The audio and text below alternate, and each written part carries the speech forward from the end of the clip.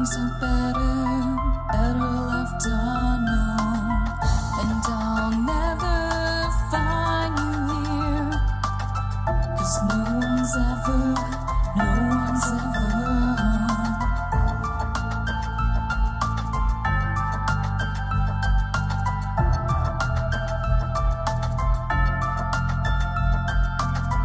Oh, what a widow, a peaceful spider.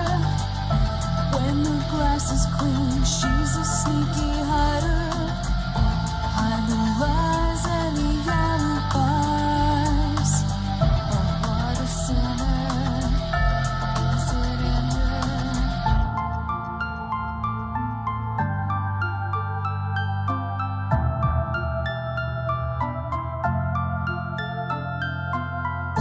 What's the truth in this riddle?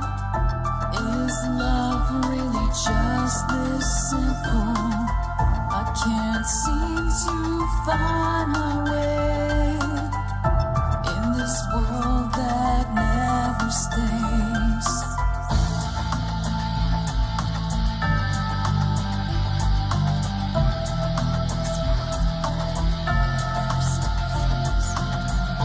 What a widow, a peaceful spider. When the glass is clean, she's a sneaky hider. Hide the lies and the alibis. What a sinner, is it in her?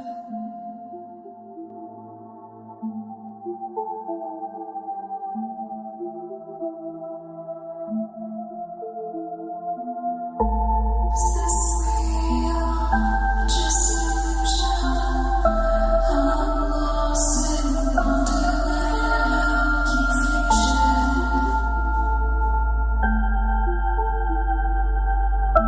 I'm lost in wonderland of confusion. Is this real or just illusion? Manifestation or a dark delusion? Is this real or just illusion? I'm lost in a wonderland of confusion.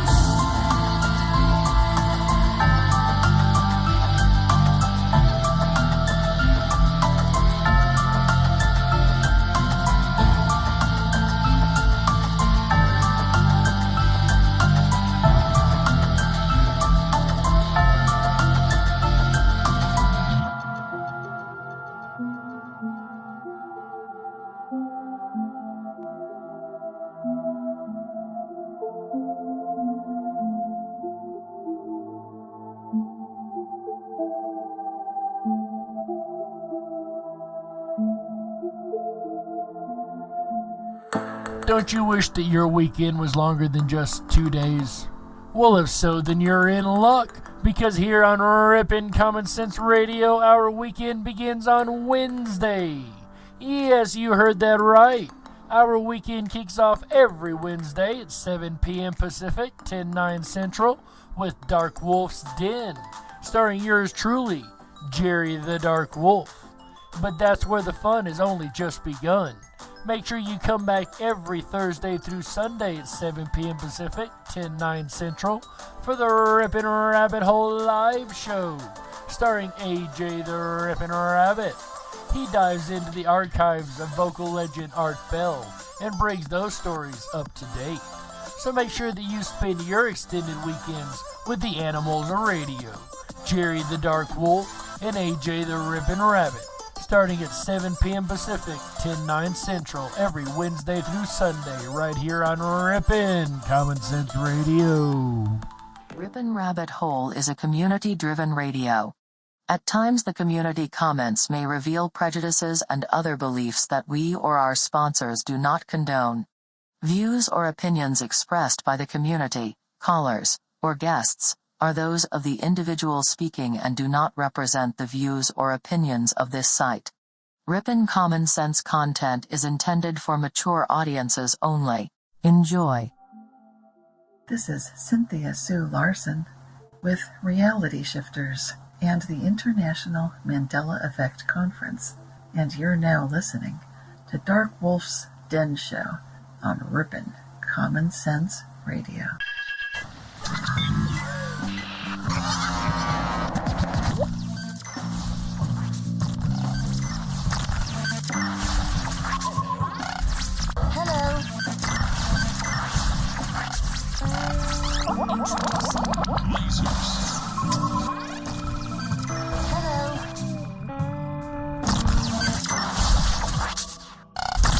This station is now the ultimate power in the universe. This is your man Meta, aka Propagate This Light, and you're now listening to Dark Wolf's Den.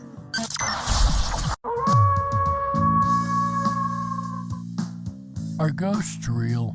We had 1,000 hours of continuous communication with the spirit world. Does time travel actually exist? The laws of physics seem to be compatible with time machines. You know, sometimes I wonder about reincarnation. Don't you? A 4-year-old boy in Adelaide, Australia, has told his parents that he used to be Britain's Princess Diana. What would happen if the world found out that aliens were real? I didn't say disclosure would be easy, but what is the alternative? To establish a space force as the 6th branch of the armed forces. We have so many questions and yet so little time, so to have you here, the pleasure is all mine. Coming to you from a secret mountain cave hidden deep within the Idaho wilderness. This is the Dark Wolf's Den Show. Now, here is your host, Jerry Hicks. That's right, I am Jerry Hicks, also known as the Dark Wolf, and welcome back to another episode of the Dark Wolf's Den Show. Whether you're on the edge of reality, the edge of the galaxy, the edge of your seat, or anywhere in between, we're glad you chose us to be right there with you. Tonight, ladies and gentlemen, is going to be a hot episode. That's right. We're going to be talking about large, overgrown, serpentine, fire-breathing creatures. No, I don't mean my ex-wife, ladies and gentlemen. I mean dragons. That's right. There are dragon legends from all around the world. But is there something more to them? Is there a little bit more to the reality of dragons themselves? Or are they just that, myths and legends? That's what we're going to discuss tonight, August 26, 2020, on another episode of the Dark Wolf's Den Show. But first, today in history. Back in 1939 on this day, the very first televised Major League Baseball game occurred. It was a doubleheader, actually, between the Brooklyn Dodgers and the Cincinnati Reds. And that was another fun fact from Today in History. And a lot of you are probably wondering how in the world I'm going to tie back from baseball and television to dragons. Well, I'm going to be honest with you, I have absolutely no way to do that whatsoever.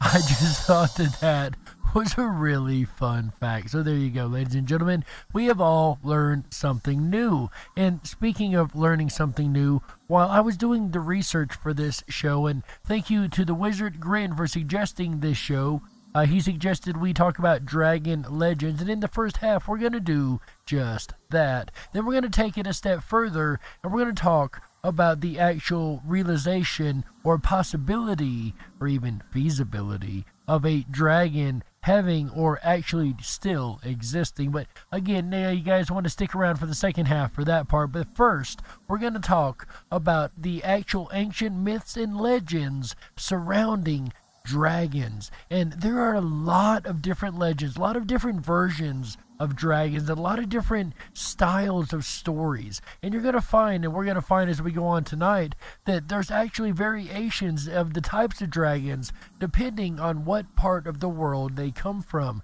the Eastern dragons opposed to the Western dragons. Hey everybody, it's Mikey Chen. Dragons are generally perceived as being benevolent in the East, but as evil, destructive creatures in the West. Whether you agree with this or not, I think we can all agree that most, if not all, dragons are very powerful. Yes, I would definitely agree that most dragons are very powerful. And the guy speaking is named Mikey Chen. This guy's actually pretty special to me, I gotta say. His channel is called Beyond Science on YouTube, and I've listened to him for many years. As a matter of fact, he's the reason I even know about the Mandela effect. Through the Berenstein Bears effect, at the end of one of his videos is just a little blurb, and turns out it was, the one that I needed to pick up the Mandela effect. So, thanks to Mikey Chen for the amazing information that he puts out. So I just wanted to go ahead and give that shout out real quick before we continue here. Number 1, Bakunawa. The Bakunawa is also believed to be the god of the underworld and is often considered to be the cause of eclipses. According to Filipino mythology, the Bakunawa lived in the sea at a time when the world had 7 moons. And I can tell you that a time when the world had 7 moons is a brand new statement to me. I've never ever heard that from another culture. And it was so fascinated by the moon's glow that it would rise out of the sea and just eat the moon. But each time it would swallow a moon, the moon of course would melt in its stomach, and then it would have to consume another one. So to prevent the world from becoming dark at night, the people would run out of their homes taking their pots and pans to make the most noise they could in order to scare the Bakunawa so it would stop eating the moons and give them back moonlight. To be honest with you, that actually sounds kind of fun, going out with pots and pans and banging them during an eclipse. Could you imagine if everybody in America did that during the Great American Eclipse? That would have been absolutely hilarious, I gotta say. But now that I think about it, there's this thing called solar snakes. And on the ground during a eclipse, you can actually see what looks like the shadows of snakes moving around and slithering on the ground for just a couple of minutes during the eclipse. So maybe that actually had a little part of the reason that they worshipped or believed in, dragons, and tried to scare them off during the eclipse. Maybe they seen the solar snakes on the ground and thought that they were dragons flying around. And the name Bakunawa can be translated as moon-eater or man-eater. It's also used to describe a greedy person or a corrupt government official. So this dragon was pretty powerful. It could swallow the moon, but it's also kind of a coward. Really, pots and pans. Come on, was he also friends with a scarecrow, a tin man, and a girl with a little dog? Still, I stand by the fact that it would be absolutely hilarious to go outside with pots and pans and start banging them during an eclipse. Number 2, Nidhogg. The Nidhogg, which means malice striker or striker in the dark, is a powerful dragon found in Norse mythology. So according to Norse mythology, there's this ash tree called Yggdrasil, also known as the World Tree. This tree is so massive, it holds the 9 realms of Norse mythology together. And of course, one of these realms is Asgard, where Thor lives. And another being the Earth realm itself. But this crazy dragon is so powerful, it's trying to topple Yggdrasil and destroy all the realms because the root of the tree is the only thing trapping him. Oh, also, there's apparently an eagle that lives at the top of the world tree, and this dragon and eagle are basically just insulting each other back and forth. And if you're wondering how they're able to communicate, well, there's this squirrel that apparently delivers these insults for them back and forth. So this is like an instant messaging insult match where instead of phones, we have this squirrel. This has got to be the most twisted game of telephone that I've ever heard. It makes you wonder if the squirrel isn't building on the insults just to make them sound worse to keep the two at war, And the squirrel is definitely trying to mix it up. He's probably going up to the dragon going, "Hey, Nidhogg, the eagle said you ain't nothing. Oh, and he said your mama looks like a T-Rex." Ooh, ouch. Anyway, if Nidhogg does chew his way through the roots of the world tree, it then heralds the arrival of Ragnarok and the subsequent destruction of the world. And in the Bible, it references a 10-horned, 7-headed beast. I would dare argue that this may be one in the very same. In the next Terminator movie, John Connor should send a Terminator back in time to team up with Thor to destroy this bad-mouthing squirrel and prevent Norse Judgment Day. They may also have to go and kill that dragon too. So Terminator 6, Terminator versus Norse dragon and squirrel. What do you think? Would you watch that movie? I don't know. Terminator franchises already went pretty far already. They just very well may. You never know when you're playing with time travel. Number 3, Typhon.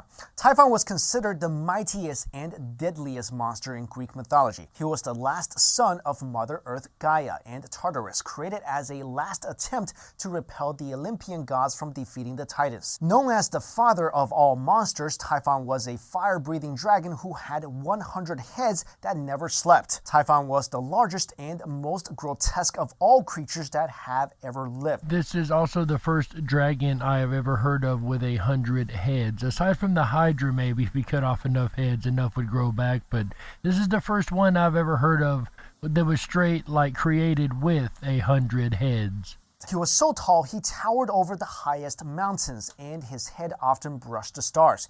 He was of human form down to his thighs, but he had huge snake coils instead of legs. 100 dragons' heads sprung from his shoulders, and his body was covered with feathers. He also had wings and fire flashing from his eyes. And here we have that fire element, although it seems to be flashing from the eyes instead of the mouth, but still it's the fire element mixed with the dragon element. So after the Olympian gods defeated the Titans, Gaia wanted to punish Zeus for imprisoning her Titan children in Tartarus. Thus, Typhon was born. When Typhon challenged the heavens, the gods were so frightened that they all apparently ran to Egypt. Zeus had to defend Mount Olympus, so he threw a bunch of bolts of lightning at Typhon. Typhon fought back with force and cut off several of Zeus's muscles and tendons from his hands and feet, leaving him helpless. But Hermes managed to get the muscles and tendons back to Zeus, who eventually trapped Typhon underneath Mount Etna. It is said to this day that the flames and the steam that rise from the volcano are from this monster. Maybe that's what heats the inside of the earth. Maybe they're inner earth dragons just blowing their fire and heating up the different lava tubes that run through the earth, right?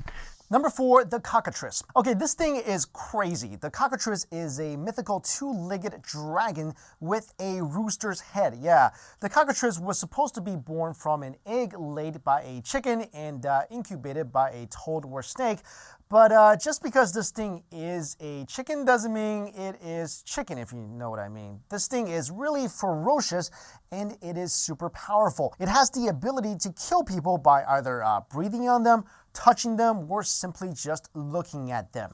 That's one scary creature right there. And if you've ever played pretty much any RPG ever, then you've heard of a cockatrice.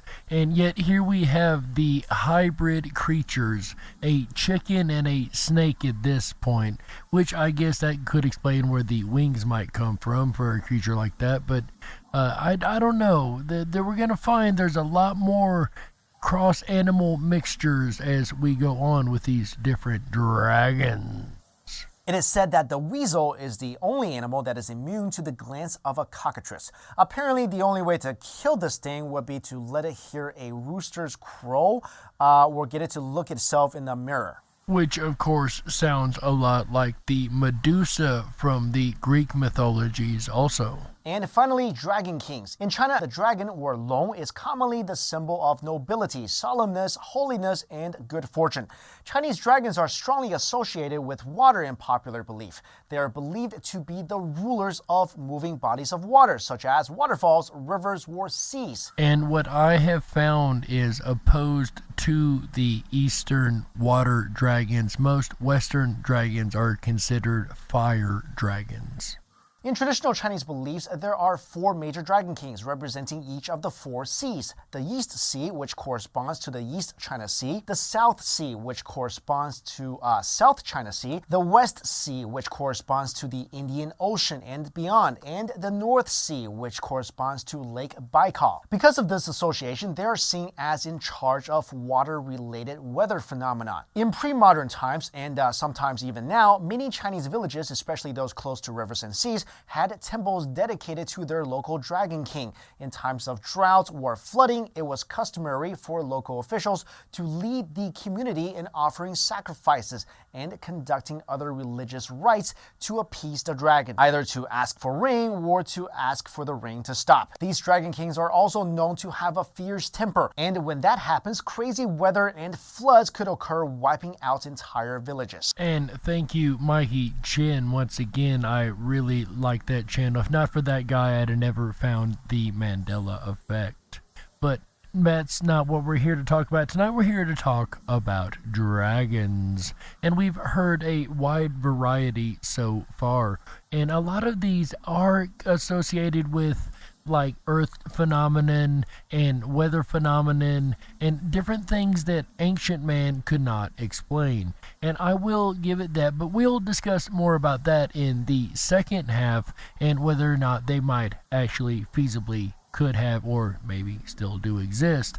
But there's a couple more different types of dragons that while I was doing this research, I did not realize how many different types of dragons or different legends of dragons and mythologies that there really were. Like most of you guys, I knew about probably 2 or 3, but most of the ones we just heard, I had never heard of before. And I found another channel, a channel that I've been listening to for a while. It's called Origins Explained. And the host on there, Miss Katrina, is going to tell us about a couple more different, very unique and interesting stories of dragons.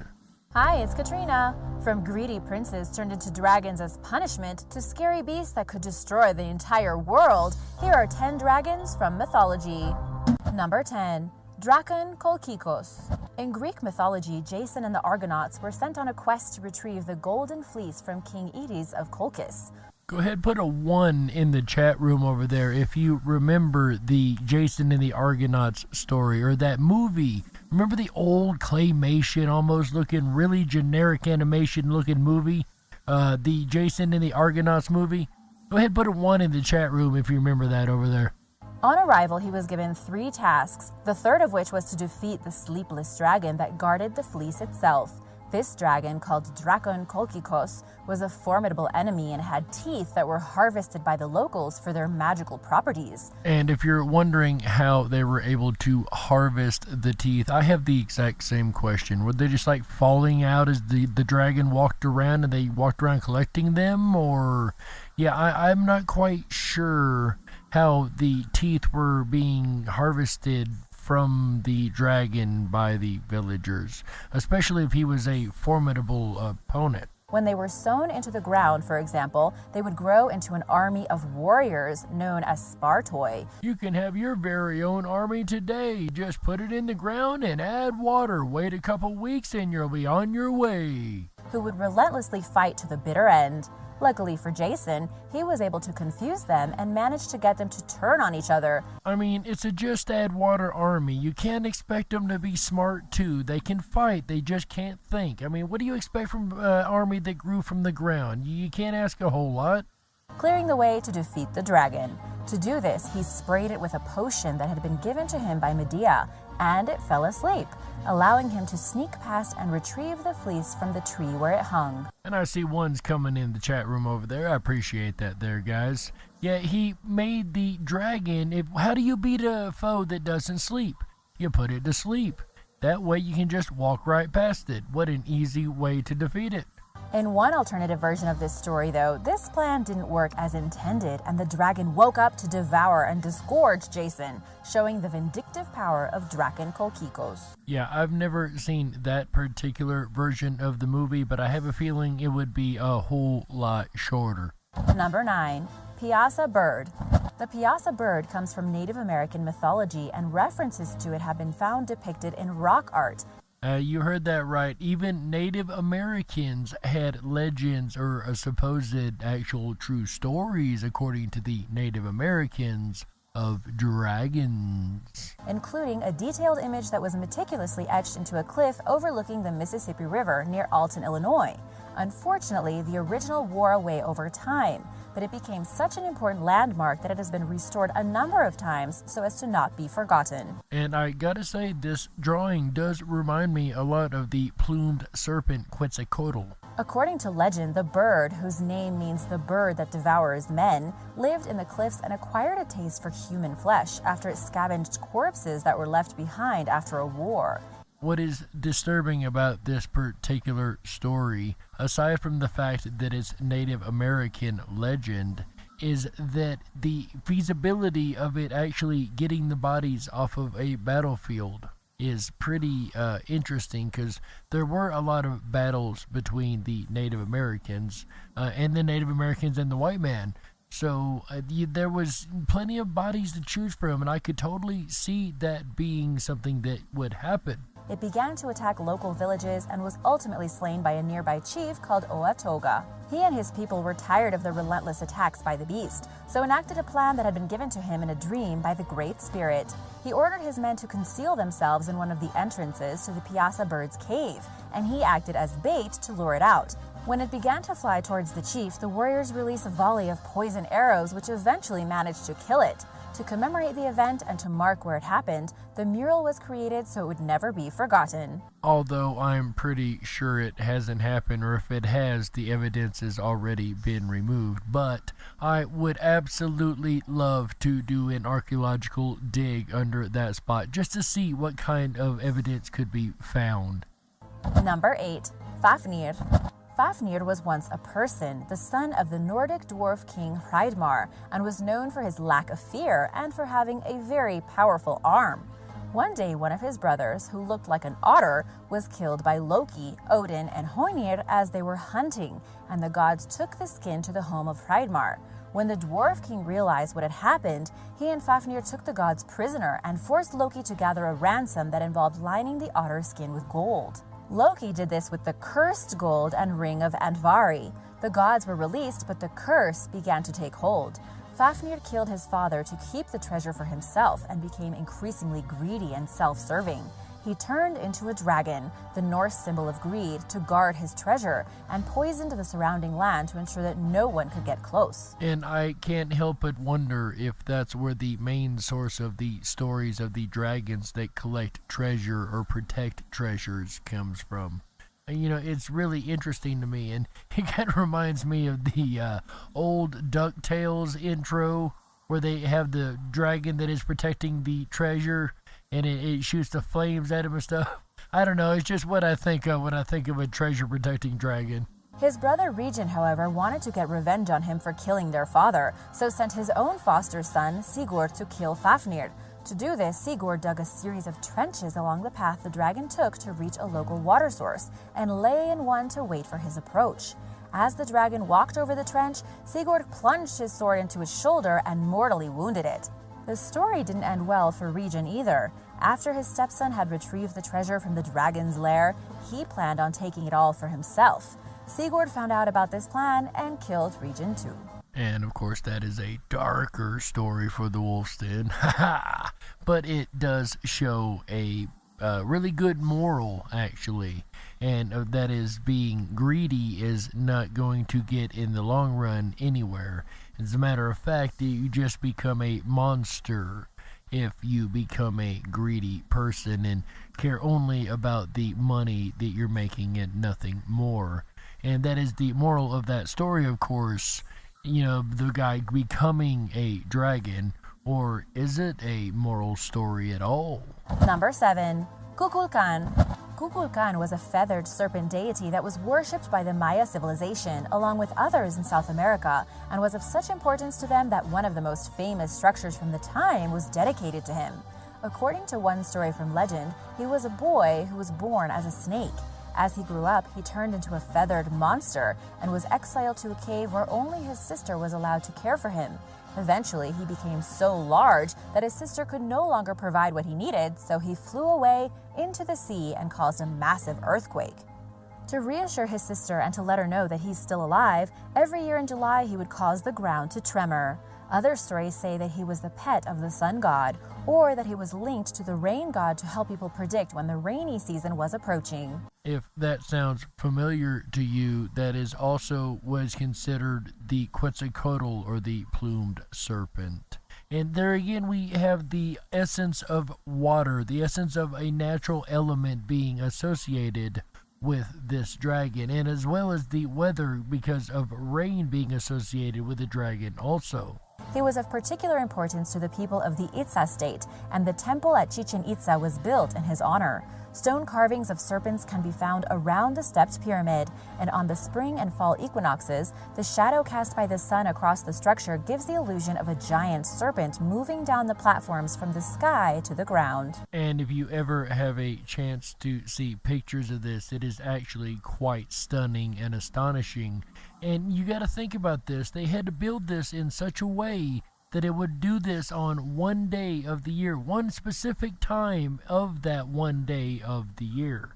So it had to create this specific shadow of this god because of the construction of the building. Now, mind you, these are the same people that they swear to you were running around with sticks with rocks tied to them, still hunting animals and sacrificing each other. So I mean, it's kind of a strange dichotomy if you listen to the mainstream archaeologist, and that's more that we'll get into in the second half. Number 6. Akek. Akek, also known as Akeku, was a dragon-like beast from ancient Egyptian mythology. Described as having the body of a winged antelope and the head of a bird with 3 serpents on it, it was said to live in isolated regions of Egypt. And once again, we have here the multiple animal hybrid, particularly near the Nile Valley. Akek was believed to be an aspect of Set, who was the god of chaos and fire. The dragon, who is also described as being serpentine with 4 legs in some texts, was a physical manifestation of the god's powers and would wreak havoc upon anyone and anything that got in its way. The dragon was mentioned in a series of hymns as being the creature that lurks in the darkness to consume all that passes it, and images were carved into stelae, which were monumental tablets used by the Egyptians to ward off dangers they faced from animals like serpents or crocodiles. The Egyptians also believed that Apek lived right under the horizon line of the darkness of the sky and tried to eat Set every time he come across the sky. The most famous and grandest one of these is known as the Magical Stela and is kept at the Metropolitan Museum of Art in New York. One of its panels shows a king being pulled along in his chariot by Akek, which is walking over other dangers. It's scenes like that that really make you wonder if they weren't really translating into stone exactly what they were seeing, opposed to an allegory version or symbolic version of what they were seeing. But we'll get into more of that in the second half. Number 5. Mushusu. Marduk, or Marutuk. And for those that have studied the ancient Anunnaki and the ancient Sumerian text, you will definitely know the name Marduk.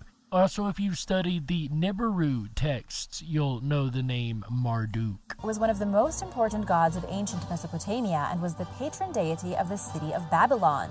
He was associated with the planet Jupiter and, as well as having divine weapons, had an incredibly strong animal companion, a dragon called Mushusu.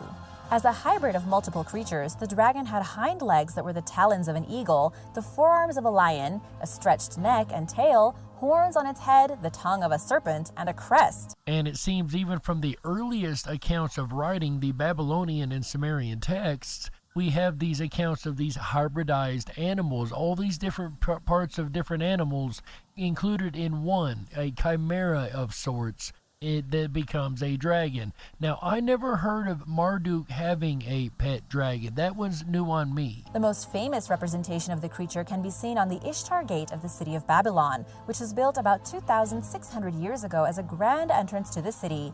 It shows that Mushusu was an important part of folklore at the time, and that the people believed that it was guarding their city along with their gods. Very little survives of how powerful the dragon was, though. In images of it, parts that are colored red are meant to suggest anger, and there's the implication that it was a vengeful beast. But beyond that, its temperament is unknown.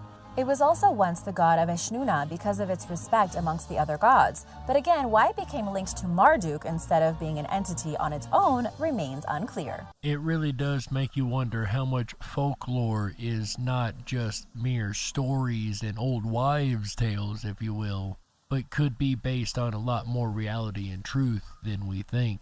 And again, we'll get into more of that later, but if anybody's ever looked into the Sumerian folklore, the Sumerian legends and the Sumerian mythology and things like that, it's really, really interesting story. If you're interested in stuff like that, check out Zechariah Sitchin.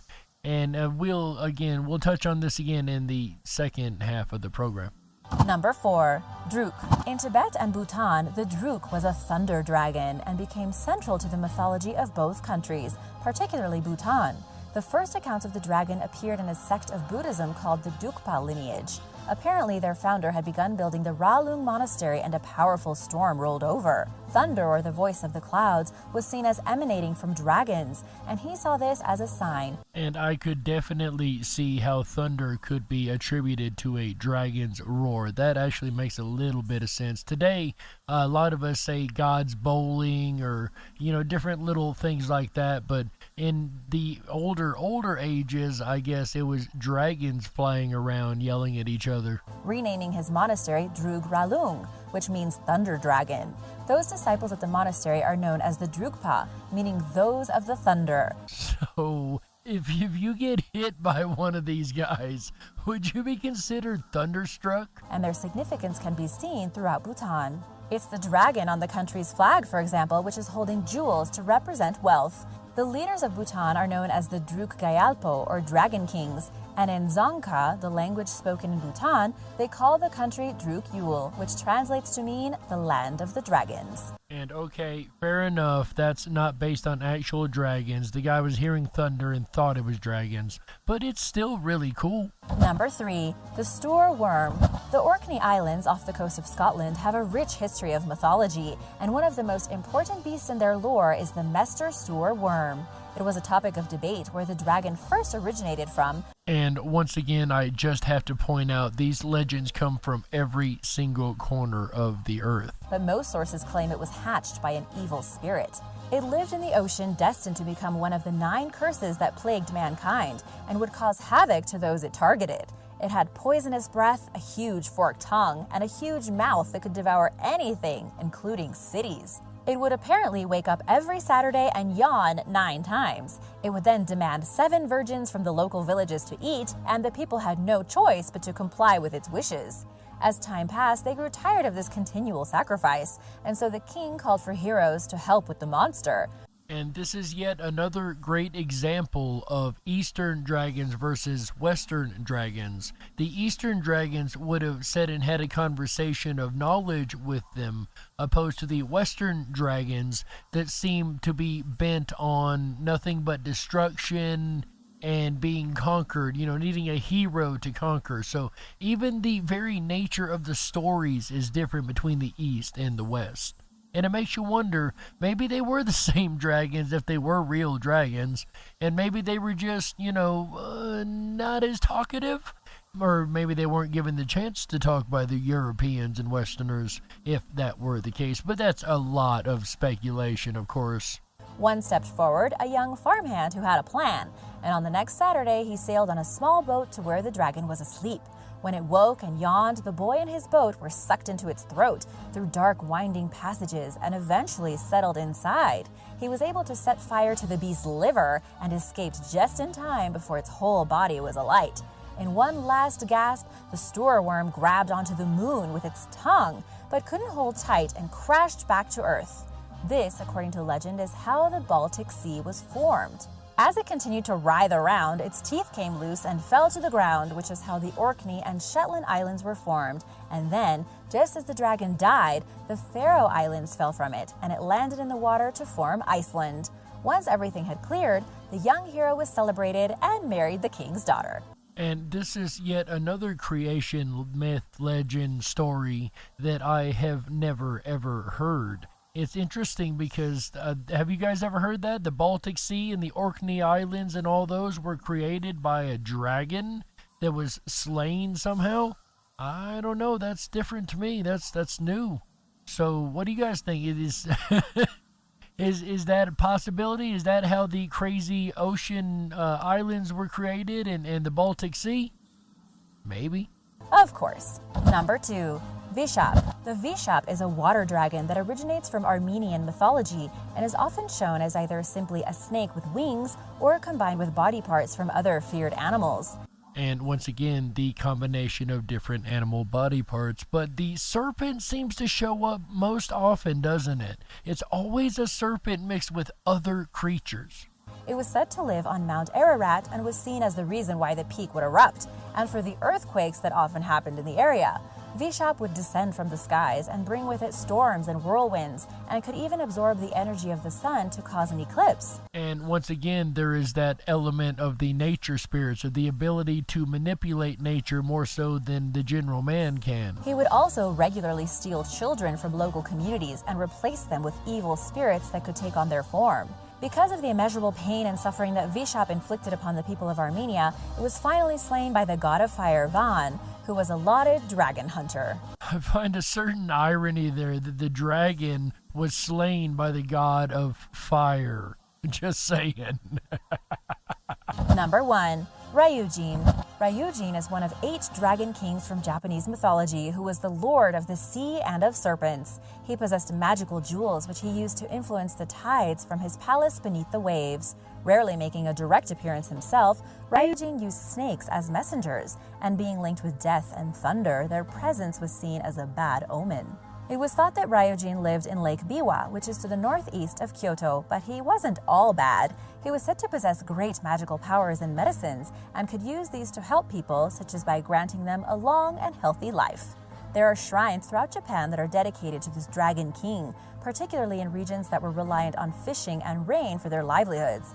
He's often depicted in art too, where he is a giant sea dragon that's usually carrying his magical jewel. And once again, that was Katrina from Origins Explained. Thank you, Katrina.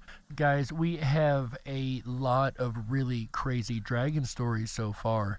These legends have really been mind-blowing to me because I didn't realize they were so unique legends and stories across the entire world that even I hadn't heard. So I'm pretty sure most of you haven't heard them either, which made it kind of a gold mine for this episode. And there's one that, you know, I don't always talk about the most popular famous ones, but for this one, I'm going to make an exception. There is the Christian lore, and in Christian mythology, there's dragons too. You guys believe that? There's a lot of dragons in Christian mythology, believe it or not. The most famous and well-known one is known as the Leviathan. Has everybody ever heard of the Leviathan? It was a huge creature in the Bible. It was one of 2 creatures. There was a land creature and a sea creature. The other one was called Behemoth.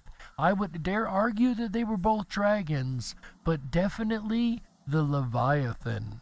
A popular claim made by young Earth creationists and other people that believe humans and dinosaurs coexisted. If you guys have been following along this show for the first 15 episodes, then you know that I rail against dogmatic science. And we all know as the shows have progressed, we've learned that the archaeologists are some of the most dogmatic of them all. So you guys can only imagine what I have to say about dinosaurs, but we'll get to that here in just a little while. Is the description in the book of Job in the Hebrew Bible of 2 creatures, Leviathan and Behemoth. They suggest that the description of both of these creatures are eyewitness accounts of actual animals, most likely extinct reptiles like dinosaurs, mosasaurs, plesiosaurs, and etc. And for those who may not know, because I did not know this for a very long time, the Bible is not put together exactly chronologically. If it went in chronological order according to its own mythology and stories,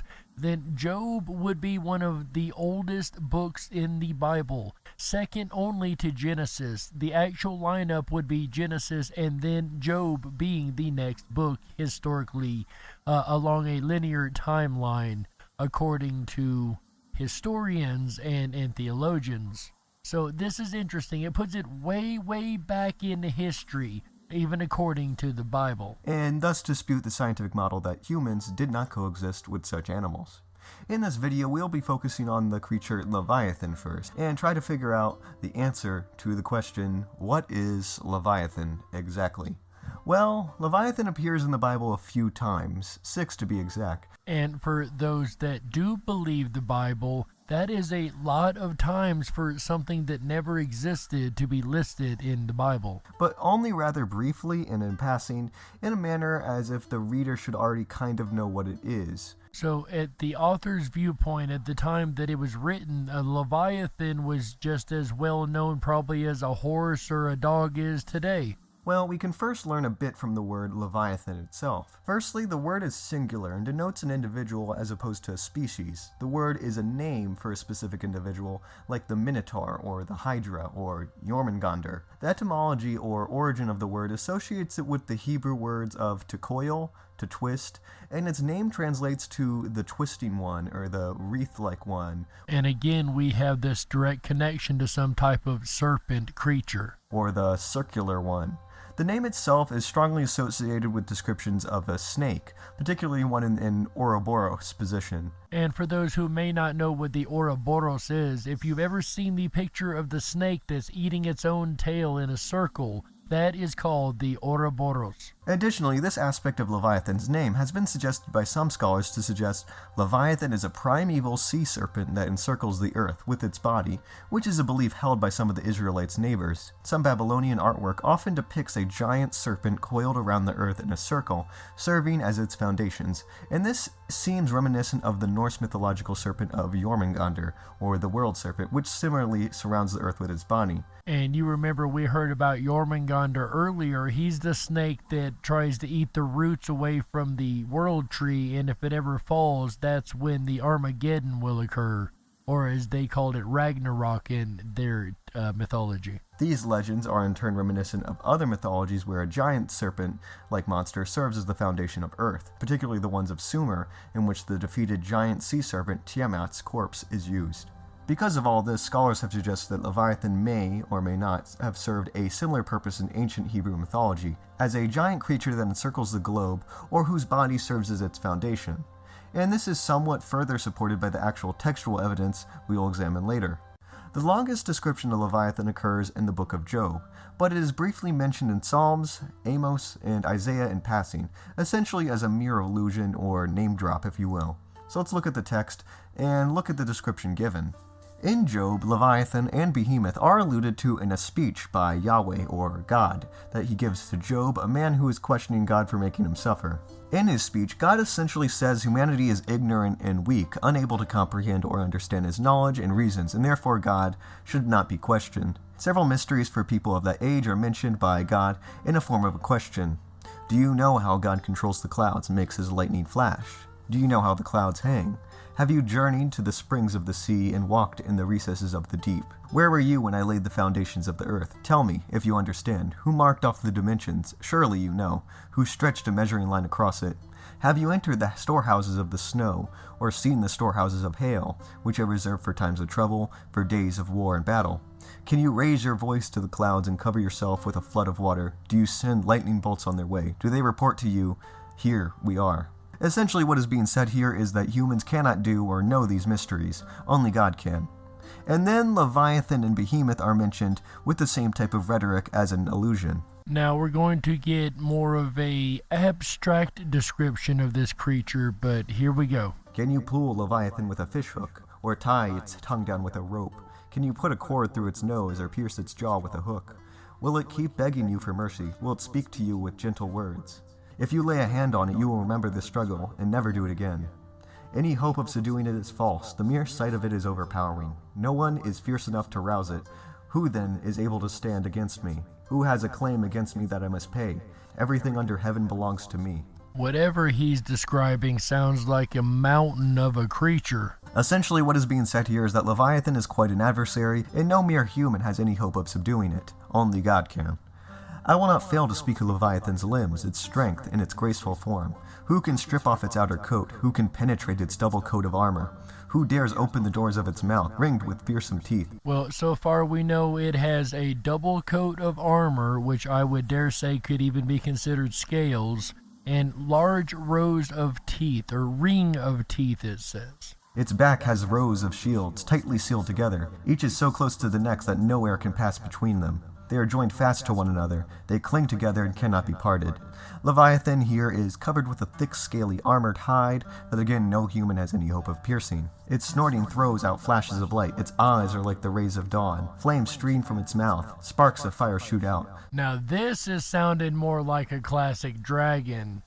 Fire coming from its mouth and sparks breathing out of it. Yeah, that sounds like a dragon to me. Smoke pours from its nostrils as from a boiling pot over burning reeds. Again, this sounds more like your classic dragon that you see in media. Its breath sets coals ablaze and flames dart from its mouth.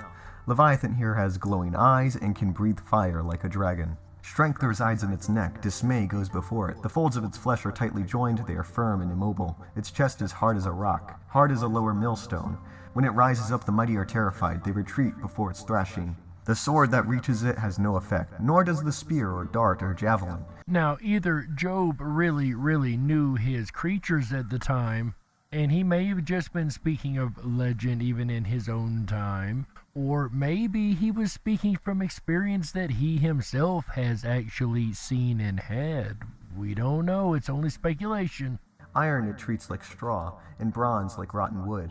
Arrows do not make it flee. Slingstones are like chaff to it. A club seems to it but a piece of straw. It laughs at the rattling of a lance. Here, Leviathan is again very strong and very large, unbelievably large, with no human having any chance against it. Its undersides are like jagged pot shears, leaving a trail in the mud like a threshing sled. It makes the deep churn like a boiling cauldron and stirs up the sea like a pot of ointment. It leaves a glistening wake behind it. One would think the deep had white hair. Nothing on earth is its equal, a creature without fear. It looks down on all that are haughty. It is king over all that are proud. Leviathan is again very large and very monstrous. And this is pretty much it for Leviathan and Job. Job repents after hearing this speech and concedes that he is weak while God is strong and unquestionable. Note that Leviathan is not being described or seen by Job or the author, and he is certainly not an eyewitness. Again, that I would argue the possibility of him actually being an eyewitness, but again, speculation. It is merely offhandedly mentioned in a speech by Yahweh. It appears the entire point of Leviathan's appearance in Job is rhetorical, to further point out the weakness, ignorance, and insignificance of humanity in relation to the universe and contrast it with the power, intelligence, and supremacy of Yahweh. We are repeatedly shown that Leviathan and Behemoth is unstoppable. Humans with all our knowledge and power are useless compared to the strength of these beasts. And again, it's in that verbiage I find interest because it said these beasts, not this beast. So, the Leviathan was yet another dragon, and one, of course, from ancient Christian lore, and I mean ancient Christian lore. But there's a more recent one in Christian lore, one that is actually mostly told as a bedtime story, I understand, in England, but we're going to cover it tonight a little more in depth before we go on out to the break. Ladies and gentlemen, I present for your audible pleasure the story of St. George versus the Dragon. Long ago, in the rich and fertile lands of North Africa, there was a city named Silena. Silena was situated next to a huge body of water, either a river or a lake, which was home to a dragon.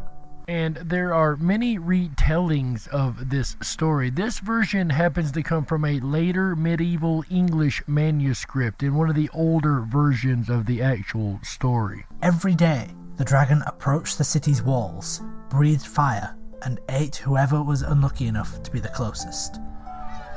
The citizens of Silena convened. This had gone on for long enough. The dragon was ravaging its way through the population indiscriminately. There needed to be some solution. If the dragon wasn't fed, then he would continue to kill and eat people. The citizens' assembly came to the conclusion that every day, 2 sheep would be given to him as food. This would relieve his hunger and allow the city to rebuild its defenses. Which seemed like a good idea at the time. This worked until they ran low on sheep. They convened again, and, left with no option, they devised a system of lottery, where the name of every child in Silena, boy or girl, rich or poor, was written on a piece of paper and placed into a hat. The worst lottery ever. Every day, a name was pulled from the hat, and that child would win front row seats, right next to the lake, right next to the dragon. Years went by with this system, and the city's population dwindled as child after child was eaten. There were very few children left when the name that was pulled out was that of the king's daughter. The king begged and pleaded with his people. "My daughter is my only offspring," he cried. "I'll give you half my kingdom, my castles, my town, my gold and treasure. I shall split it all if she can be spared." It's really funny how things change when the problem actually hits home. The townspeople were unsympathetic. Oddly enough, they also considered their children to be of value. Huh, who would have thunk it? The king was flouting the rules of the lottery. Boy or girl, rich or poor, the dragon would come. The king turned to his beloved daughter with sadness in his eyes. "Alas, my noble child, that foul dragon will kill you. What can I do or say? I'll never see you grow up or marry." He turned back to the people and asked that he might have her for one last week. On this request, they obliged. After that week, the daughter understood her duty. Her father dressed her in the best clothes he could afford. They shared an embrace, and she left to meet her fate. She waited by the lake, tearful and in great misery. Then, over the horizon, God willed the arrival of St. George. He hailed from Cappadocia, the plains of modern Turkey, and somehow managed to find his way all the way to North Africa. "Damsel," said George, "why are you crying? Tell me, I pray." And again, keep in mind this is a legend from the Christian mythology, so it is going to have a biblically God base to it. The princess responded, "Leave, young man, or else two of us will be killed." "Tell me," replied George, "why do you wait by this lake outside the city walls? I won't leave you alone with all of your misery, if I can be of any assistance." George looked up at the city walls and saw many curious faces staring down at him and the princess. "Why are they staring at you?" The princess replied, "Of course, sir, I full well perceive that you are a worthy man with a hardy heart, but still, leave. Why do you want to be here with me? Take your horse, run away." George replied, "Because of my faith in the Lord, I don't fear death, as heaven is all that awaits me. Now tell me, why are you crying?" The princess, probably quite annoyed by this stage, explained to him the predicament, the dragon, the raiding, the city, the lottery, and George listened understandingly. "I see. Fear not. I'll avenge your town through the might of Jesus Christ." The princess, probably getting very irritated at this point, replied, "No, sir. It's better that you flee than that we both die." George, unsurprisingly, didn't go. He stood there alongside the irritated princess until the dragon began to approach. George dismounted his horse and strode towards the dragon. He praised Jesus and then readied his spear. George, with all his might, drove his spear at the dragon, giving it many a deep wound, impaling it, but leaving it still alive. By his order, the princess loosened the ribbon which tied her hair, and used it to bind the dragon. Then George and the princess led the dragon into the city. In some tellings of this story, George pulls his belt off and throws it at the dragon, which ends up wrapping around its neck as a perfect collar, and the dragon instantly becomes tame. Again, there's many different retelling versions of this story. Understandably, the citizens of Silena, seeing the dragon walking toward the city, led by George and the princess, thought that they had lost their minds. "Alas, this day, we're dead, we can't escape." George replied, "The dragon can't harm you. My Lord Jesus sent me to this town to rid you of this dragon. Turn yourselves to Christ, be baptized, and I shall slay this dragon, that you can all see what faith can do for you." That's kind of an interesting way to get people to baptize themselves, huh? The people, funnily enough, were happy to oblige. They forsook their heathenism, were all baptized, and trusted wholly in God. George drew his sword and slew the dragon. The city gave George 8 oxen as compensation, as he left to go back home, and the king ordered the building of a beautiful church, artfully decorating it in honour of St. George, the Dragon Slayer. And that, once again, was the legend of St. George. And as you guys know, that music means we have to go ahead and take a network break right here. Looks like we blew past the first one. Now we've really got to take one. So, ladies and gentlemen, we will be back for the second half. The first half we've talked about legends. We've done an hour worth already. You believe that? Now we're going to talk about whether or not dragons could actually be real. Are they just fake? Are they something that was created by the natural mind to explain things? Or is it something that actually existed? We'll dig into that in the second half of the Dark Wolf's Den show right after this. Don't you touch that dial. We gotta stoke the fires and run off the men in black. Don't touch that dial. We'll be right back. Sex in the City? Nope. Interview with a vampire? Nope. If you build it, they will come? Febreze to wheeze in the middle? Wrong again. Depends. Nope. Welcome to the Twilight Zone, my friends. A phenomenon known as the Mandela Effect. You may have heard of it. You may want to not neglect. Unbecoming, awake, and spiritually inclined. So sit back, relax, while I blow your mind. Take the thumb off the cell, stop following the sheep. Down the rabbit hole we go. Are you ready for that leap? The Zapruder film, #JFK. I looked at the footage and I said, what the heck? How come there are 6 people in that dang car? Stretch limo, for me, this was all too bizarre. A glass behind the driver, no way, Jose. I remember before in the car, my mind was in total disarray. Trying to make sense of what I was seeing, what I was witnessing. Didn't connect with my inner being. A second woman in the car for me was only the first lady. Do you smell what the rock is cooking? All this seemed kinda shady. Berenstein Bears. Nope. Shazam? Sinbad? Not in this reality. Good lord. An awakening. Was it all a revelation? The naysayers and skeptics call it confabulation. They say you misremembered and call us bat crazy. Did you smoke a doob? Maybe that's why it's a little bit hazy. Unless you experience it, you'll never know. But enough of that. On with this Mandela Effect flow. Mandela Effect in the house. What if the world happened to Ed McMahon? In this reality, Publishers Clearinghouse was not a fan. Never the spokesperson, but we remember it clear as day.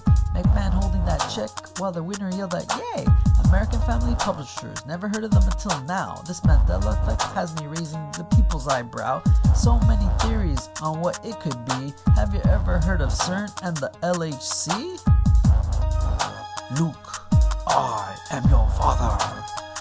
Nope. Sally Fields? Nope, wrong again. That stands for the Large Hadron Collider. I thought I would mention. You know, the machine that opens up portals into different dimensions? You're probably thinking that this is all science fiction, but you gotta think outside the box and have no restrictions. Alternate realities and parallel dimensions. Okay, I get some of your apprehensions. Could this all be a spiritual evolution? Cause the human race has grown tired of this toxic pollution. Mandela Effect in the house. Crazy. Some people, they just don't understand. That's just the way it is. You know? Stay strong, my friends. That's just the way it is. Dolly has no braces? Are you serious? Good lord. Joel Osteen. Oh wait, Joel Osteen. So what the heck happened to the L? Oh my gosh. Oh, this is definitely the Twilight Zone. This is crazy. Anyhow. This is crazy. Anyhow, that means The weekend has officially begun. My top hat's off to you, Jerry, for kicking it off right. If you're enjoying tonight's look at Here Be Dragons on this extended weekend of Common Sense Radio, please make sure to thumb up that video, hit that subscribe button, ring that bell. You'll get notifications every time we go live. Jerry is here kicking off the weekends right with the Dark Wolf's Den Show every Wednesday night. And I gotta say, this is the 15th episode. And let's all put ones in the chat room. And top hats off to you, Jerry, for your renewed commitment week after week to bringing such quality subjects like Here Be Dragons. Congratulations, sir. It's an honor to have you kick off our weekend right. We're here every Wednesday, Thursday, Friday, Saturday, and Sunday nights bringing you the very best in Common Sense Radio, the Ripon Rabbit Hole. I'll be back tomorrow night, Thursday, August 27th, for a look at Trees of Life, the fascinating world of the trees of life. Was there once a time when there were trees so tall they reached the heavens? Tune in tomorrow night at 7 p.m. Pacific, 10/9 Central, and find out. Then Friday, August 28th, false flags, a big topic these days. We look closely at false flags. What are they? What do they mean? And can you spot the false flags when they occur? That's Friday, August 28th, 2020. Then Saturday night, Sideshow, Freaks, Geeks, Punks, and the Sideshow Circus. Is this lost entertainment acceptable in today's modern, politically correct world? Tune in Saturday, August 29th, 7 p.m. Pacific, 10/9 Central, and find out. Now, the weekend is extended a little bit extra this weekend. And we are not going to end the weekend Sunday night with publicity stunts. August 30th, starting at 7 p.m. Pacific, 10/9 Central. We are going to take a look at how to capture the world's imagination with clever publicity. What works, what doesn't, the results may shock you. But then we're extending the weekend with an exclusive special event.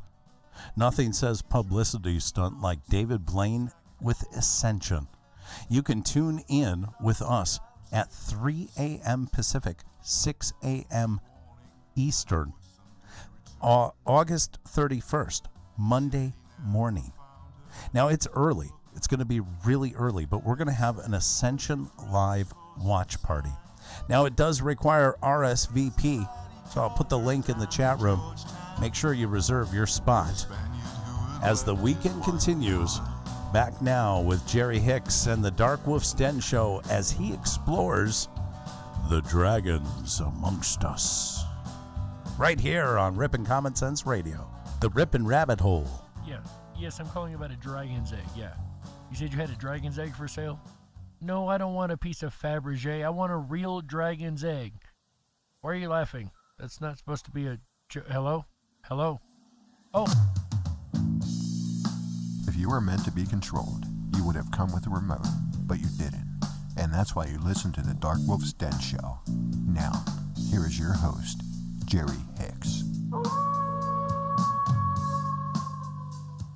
Seems we still ain't had any luck on that dragon's egg. We're gonna keep trying. We're gonna keep looking. All I can find is this Fabergé stuff. I didn't even think about that when I was looking for these. So yeah, that was maybe a bad call. So we're gonna keep trying, But while we're at that, ladies and gentlemen, welcome back to the second half of the Dark Wolf's Den Show.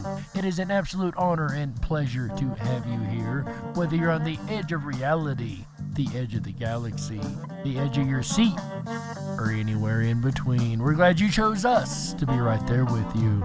Ladies and gentlemen, tonight we've been talking about dragons. We've covered many, many legends of the mythical creatures, or are they so mythical?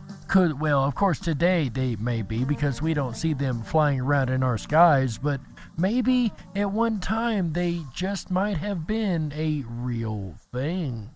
Across the world, regardless of the difference in cultures or geography, there appears to be tales of ancient dragons having once roamed the land in nearly every nation.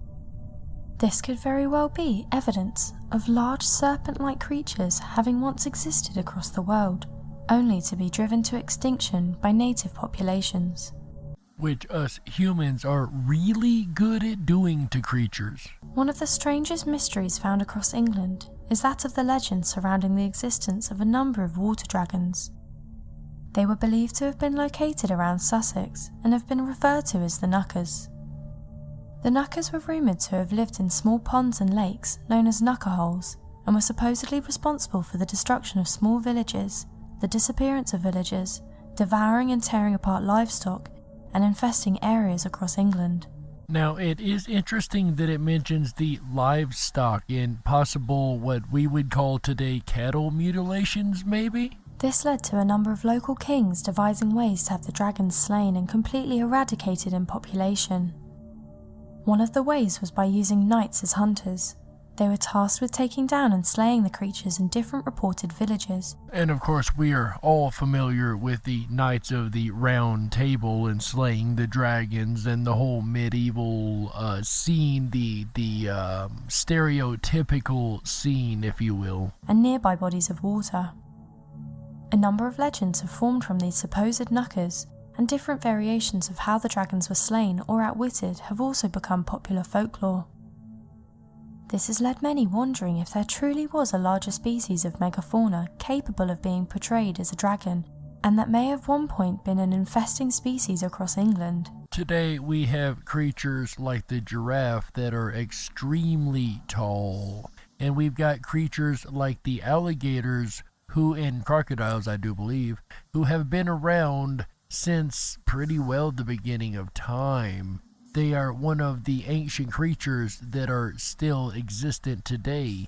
And even birds actually are thought to be a extension of the line of dinosaurs. And this we'll touch. I know we keep dancing around this one, but I promise we will get to this very shortly. Many researchers point to modern-day large lizards such as that of the Komodo dragon. They have ancestral megafauna cousins that commonly fit the description of the knuckers and would have held their natural habitats in ponds and other bodies of water. These species would also have a very small population. However, researchers have said this is unlikely, as the knuckers may have been an undiscovered species. As of right now, the knuckers remain a mystery.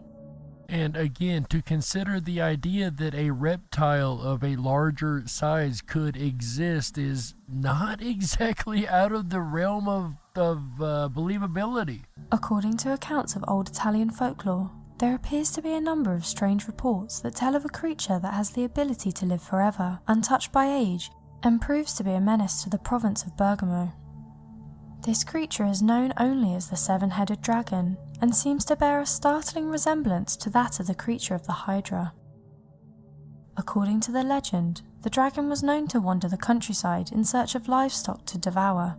And again, we have the accounts of it eating meat and being a meat-eating creature, but what's really interesting is that it has the Hydra look. You have two different cultures who have picked up the exact same look for these creatures. Now that is intriguing. You know, in different case files of any other paranormal subject, if you started seeing the same things over and over in case files like we've seen across this whole time we've been doing these shows, then you start to wonder how much of this is actual truth, especially when these case files come from cultures who weren't supposed to have contact at the time. It would completely ravage towns and drain a well of its entire supply of water during one sitting. This led to farmers and hunters gathering together to fight the beast, only to fail miserably, leading to a number of the population perishing in the fight. Due to this immediate danger, a collection of small states of Italy, fearing that the creature might eventually find its way to their own provinces, gathered together a small army that was comprised of the reported best soldiers of all of Italy. These soldiers tracked down and hunted the creature, battling it for days. They managed to push the monster back into a nearby wellspring. Upon entering the water, the creature thrashed and fought, unable to take damage of any kind. This led to it accidentally burying itself underneath the mud of the wellspring as its movements caused it to slowly sink in. Tales of this story are still told in the modern day, and has led to a number of Italians believing that the muddy water and area in which the dragon was trapped is that of the Fonte Drago. And this is yet another case file where the dragon ends up trapped underground. This will actually kind of be important later. The name of the wellspring translates to the wellspring of the dragon, a particularly muddy wellspring that has caused many to sink in and drown in a form of muddy quicksand. To this day, many believe that this immortal dragon rests underneath the water and is waiting for the perfect moment to once again show itself. You know, I gotta say, in any other year, I would blow my mind.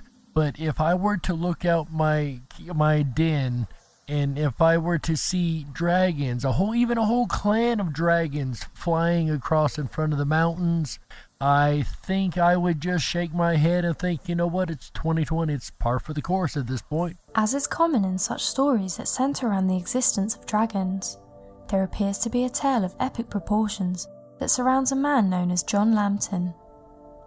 According to the legend, there was a young boy known as John Lambton who was known to be rebellious. As most young boys tend to be. As a young kid, he denied God, fought against authority, and caused a number of problems for people all over his village. Sounds kind of like the original Dennis the Menace, huh? One day, on a Sunday, rather than listening to any of the religious leaders, he went fishing in the River Ware, located in Durham County of northeast England, and caught a strange-looking eel.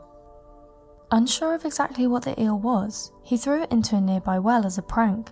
This meant local villagers that would try and get any water from the well would accidentally pull the eel up and frighten them. Several years later, the boy would eventually join the Crusades and become a soldier. After serving his time, he would eventually return back to his hometown, only to hear stories of a massive worm that had been birthed from the well. The creature was said to have been massive. John believed that the worm was a manifestation of all of his sins as a youth, and that it was his duty, in order to earn forgiveness, to vanquish the worm. He described it as being the size of a dragon serpent, wrapped around a small hill. Battle between John and the worm lasted for more than a day, with the knight battling against the worm with every weapon he could use. Eventually he would tire, thus causing the worm to wrap itself around the body of Lambton and attempt to strangle him. Luckily for the knight, he had used the armour he had earned during his time in the Crusades, which was fitted with spikes that pierced the creature as it tightened around him, thus killing it. I gotta say, that is a pretty slick move. The legend ends telling that the body of the serpent dragon fell limp into the River Ware and was carried away downstream as it bled out, surely to pass away from its injuries. And hearing the eel part of that story reminded me of the Loch Ness Monster, because they said that the Loch Ness Monster is actually an eel of some sort. Although, in my opinion, if it is an eel, it's the biggest eel ever recorded on record, so we definitely need to get the Guinness boys out there to take a measurement if that is the case. Because apparently if it's a regular thing like an eel, it should be pretty easy to find, right? Or perhaps it's something a little more mythical. Perhaps the Loch Ness Monster is the modern day version of a water dragon. There seems to be a number of strange legends surrounding that of the Brosno Lake located in western Russia. Stories tell of there being a massive underwater dragon that has made its appearance several times all throughout history. According to the old Russian folklore, during the 13th century, when the army was making its way through the region near Brosno Lake, they had stopped at the lake to create a temporary rest stop for the army. They also established a temporary stronghold at the location to assist future army developments throughout the region. As the horses of the army went down into the lakes to drink the water, the soldiers detailed that a massive roaring creature had come out of the lake and onto the shores, devouring the horses in single bites and tearing apart soldiers as if they were nothing but clay pottery. Over several centuries, there would be continued stories surrounding the lake that told of sand islands or sand mounds forming out of the lake that many believed to have been mounds created by the dragon itself to lay eggs. When fishermen would attempt to journey towards this island, they would be devoured whole as a large mouth would open up beneath them, sucking the boat and water into its massive mouth. According to further legends stretching back over the course of the last century, Russians claimed that other soldiers were unable to advance past the region nearby Brosno Lake. This was due to the beast protecting the lake. Some claim that perhaps the soldiers were interested in making attempts to tame the beast, but were soon met with a surprise as the beast began to devour soldiers that got too close to the lake. Today, Brosno Lake is responsible for a large number of disappearances, including that of talented and skilled fishermen that seem to disappear without a trace of what happened to them. And of course, last week's episode was about the missing 411, and there's really weird cases of people going missing around these bodies of water before. Perhaps, just perhaps, it could be these mythical water dragons that are not so mythical after all. When travelling to Iceland via cruise line, some tourists have been greeted by natives. However, some have been asked a strange question. The natives ask them if they have seen any of the nearby sea monsters that seem to litter the waters located around the shores of Iceland. Though many might scoff at the idea of sea monsters or believe that the legends are nothing more than local populations' attempt to frighten naive tourists, they would be incorrect in believing that the locals are anything less than genuine when it comes to their fears of the creature. Referred to as the Icelandic worm, the sea monster is believed to reside within Lake Lagerflot, with the first reported sighting dating as far back as 1345. It's really interesting when you get the same reports from people in the exact same spot over decades and even centuries. Despite the long span of time of monster sightings, the Icelandic government would not investigate the claims until 2012. This was when footage of a massive serpentine creature could be seen breaking through the ice-covered lake. And again, we have a serpent-type creature. The video went viral on YouTube, and many claim the creature was evidence of an Iceland Loch Ness monster. After many years of seeing the creature, a government investigation was carried out, and they declared the creature does in fact exist. So interestingly, they compared it to the Loch Ness monster, which once again, I say is most likely a dragon or a water dragon of some type. So that is a very interesting correlation that they have made there. And then to boot, the government officially come out after an investigation and said, yeah, this is a real creature of some type. So this is getting very, very intriguing indeed. The commission ruled the video of the creature as authentic. Every so often people still report seeing the creature, and it's been labelled as one of the most authentic sea monsters to currently exist. As of right now though, substantial evidence of the creature has yet to surface. Think about that for a moment. The government of Iceland, after an investigation, admitted that this cryptid creature actually exists. Now, there's something to be said when authority figures break down and agree that something is going on. But what about historians? Are there any historians that have actually reported dragons in their travels? Did any of them actually see the fire-breathing creatures with their own two eyes? Was it recorded in our history anywhere at all? Well, actually, you'd be surprised what I was able to dig up. The dragon, the greatest of all serpents, is the devil, the king of all evil. It deals death with its poisonous breath and blow of its tail. This description was written in the 12th century by a French cleric. He regarded the dragon as the enemy of the pure animal, a creature so foul that death followed in its wake wheresoever it went. Yeah, that pretty much sounds like every dragon I've ever heard of. When this text was written, the notion of dragons as fearsome, death-dealing monsters was nothing new. Great serpentine creatures had been spoken of for centuries. Early references to dragon-like beasts can be found in ancient Babylonian, Egyptian, Chinese, and Japanese accounts. And as we've already heard across much of this episode, many other countries and cultures also have accounts of dragons, as well as in classical Greek and Roman sources. Not all of these accounts describe the dragon as an evil creature. However, they all seem to agree that dragons were no ordinary animal. Rather, these creatures possessed awesome spiritual as well as physical strength. And far from being confined to mere legend, these creatures did indeed exist. As such, here are 5 supposed historical encounters with living dragons. And perhaps some cryptids do have more of a spiritual nature. We remember the Mothman sightings, and that seemed to be a warning of doom to come instead of just a mean creature. So maybe, very well, dragons are another creature that has that spiritual connection more so than a human would. Perhaps a more esoteric type creature. Just outside the market town of Horsham in Sussex, England. And most of the medieval tales, as we know, of the knights and castles and all that came right out of the English countryside, so it would be no surprise for dragon stories in the UK, right? Lies St. Leonard's Forest. The forest, now a mere fragment of the ancient woodland which once extended across the area, was named after the French saint Léonard de Noblac. It was said that Saint Léonard once lived within the forest. According to the legend, the French hermit's spiritual solitude was disturbed by the presence of a great dragon, which also called the forest home.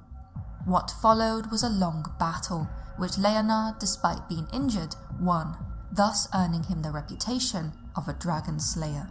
I gotta say, that's an impressive feat. To not only fight a dragon for many hours, but to win. That is an impressive feat from what we've heard about dragons. Many believed his feat to represent the slaying of the last dragon in England. This was in the 6th century. However, over 1,000 years later, dragons in St. Leonard's Forest were still spoken of. Not only that, several local residents claimed that one particularly fearsome specimen still haunted the area. If dragons are a clan creature, or even a reproductive creature of any type, then just killing one is not going to take care of the entire population. Even though they thought it was the last dragon, maybe they just learned to hide a little bit better. Dating to 1614, True and Wonderful describes a strange and monstrous dragon said to reside in St. Leonard's Forest at the time of publication. Believed to have been bred in a vast and unfrequented area of the forest, in amongst overgrown hollows, the serpent-like creature was claimed to have been seen by multiple witnesses.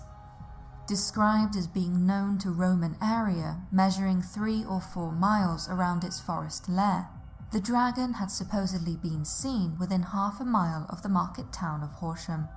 2 unfortunate souls, a man and a woman, were even thought to have been killed by the beast, after their bodies were discovered poisoned and very much swelled, but not preyed upon. The author of the pamphlet detailed how the great serpent, always in his track or path, left a glutinous and slimy matter, similar to that of a snail.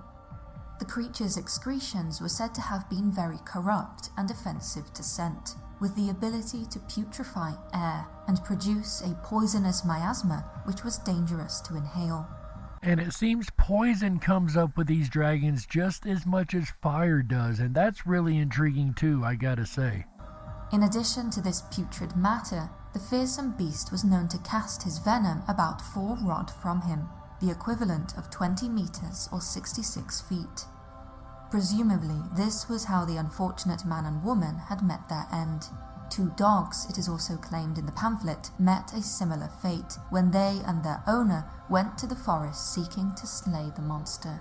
As we know, there are some snakes that can spit their venom a good distance. Maybe not quite that kind of distance, but a huge snake or an overgrown snake, especially mixed with other creatures, would most likely have the ability to spit the venom much, much further, so that kind of makes sense. As for its appearance, the dragon was reputed to be 9 feet or rather more in length, thicker in the middle and somewhat smaller at both ends.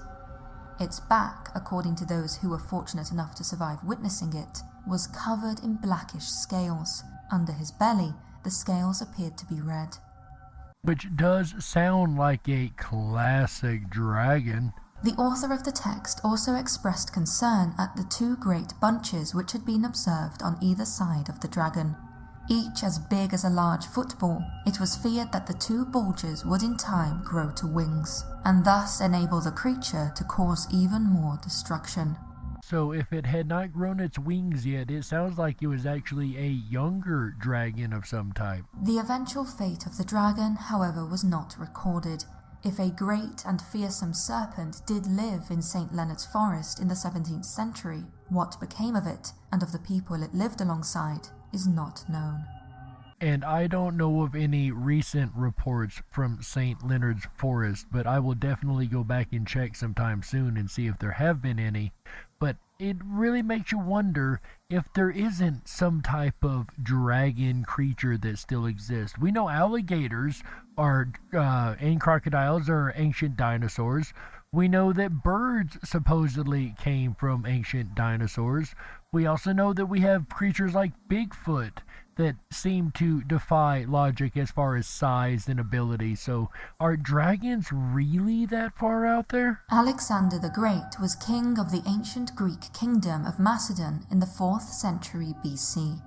He is best remembered for his colossal military campaign, which lasted for most of his reign. And I'm sure that most of us are familiar with the likes of Alexander the Great, no doubt. And led to the creation of one of the largest empires of the ancient world. Undefeated in battle, Alexander's dominion eventually stretched from Greece to northwestern India and down into northeastern Africa. In the course of his campaign through Asia and Africa, Alexander the Great witnessed and indeed engineered many great and terrible things.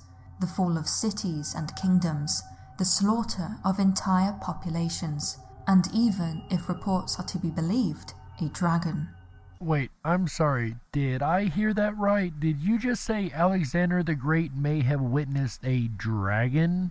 Do tell more. It was during his time in India that the great military leader supposedly encountered the beast.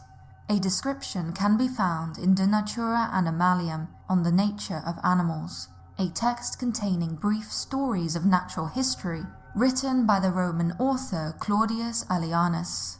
A book on the nature of animals. This sounds more like a textbook to me than just a random work of fiction. According to the text, the great serpent which Alexander encountered lived in a cavern which was regarded as sacred by the Indians. Okay, that is actually really important to me, because Alexander the Great experienced something that even the Indians of India, not the American Indians, but the India Indians had already said there was something special about this cave, and it was sacred.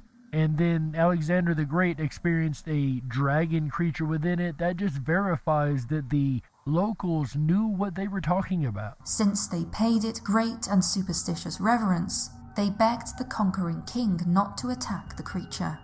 Alexander assented to their wish.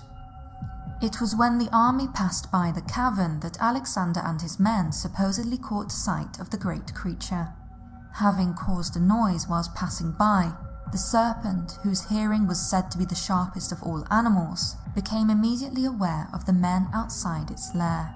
It is said that the beast put its head out of the cavern and hissed and snorted so violently that all were terrified and confounded.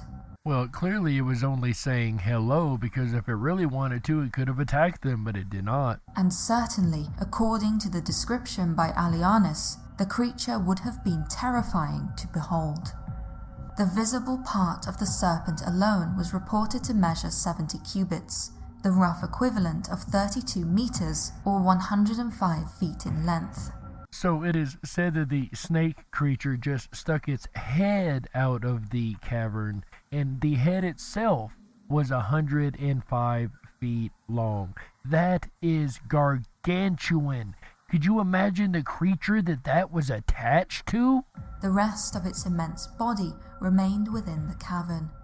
At any rate, its eyes are said to have been the size of a large round Macedonian shield. Whilst India is known for being home to several large reptile species, a creature of the size described in On the Nature of Animals is unprecedented. And for those that would argue it was a Komodo dragon, because that is the most used argument, the Komodo dragon, I don't believe, has ever grown to a 105-foot head, let alone the rest of the body. If so, I would love to see this specimen. The world's longest venomous snake, the king cobra, is one such animal who roams the forests of India.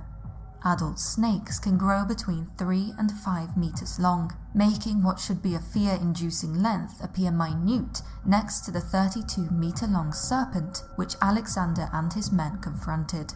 So what did the ancient king encounter during his campaign in India? Did he catch sight of a dragon? If not a dragon, then he definitely gave us an eyewitness account of some type of cryptid creature that wasn't supposed to exist, no doubt. Despite modern associations between dragons and fire, these great beasts have not always been thought of as fire-breathing. Foul odors, poisonous venom, and raw brute strength are instead often found in historical records, described as the methods by which a dragon may take a human life. Yet, that said, there is one archaic text which makes a connection between dragons and fire. The Anglo-Saxon Chronicle is a collection of annals in Old English chronicling the history of the Anglo-Saxons. It is in the Peterborough Chronicle that a remarkable story can be found, which relates the day that fiery dragons were supposedly seen over the skies of Northumbria. And yet again we have another UK story. The entry in the Chronicle dates to 793 and detailed how immense whirlwinds and flashes of lightning and fiery dragons manifest over Northumbria and greatly terrified the people. At the time, these great spectacles were regarded as omens, and indeed, as the Chronicle goes on to relate, soon after the dragons were witnessed, a great famine followed. Not only that, the holy island of Lindisfarne, a tidal island off the northeast coast of England, was raided by Vikings.